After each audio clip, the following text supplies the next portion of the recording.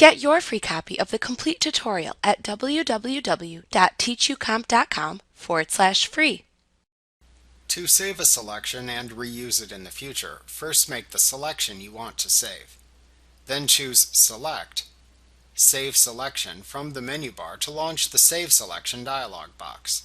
Here you can select the type of selection to save. Select the New Choice from the Selection drop-down menu to save a new selection.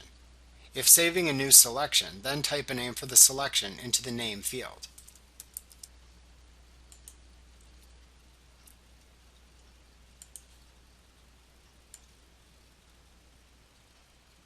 If you have saved an existing selection in the image and then want to use the current selection to add, subtract, or intersect with it, then instead choose the name of the saved selection from the Selection drop-down, and then choose the operation to perform with the existing saved selection from the Operation section. To save the selection as a channel in the image when you are ready, simply click the OK button. To load a saved selection, open the image into which you saved the selection. Choose Select, Load Selection from the menu bar. Use the Selection drop-down to choose the selection.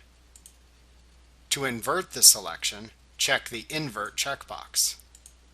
To apply a saved selection and have it interact with an existing selection, choose the interaction from the Operation section.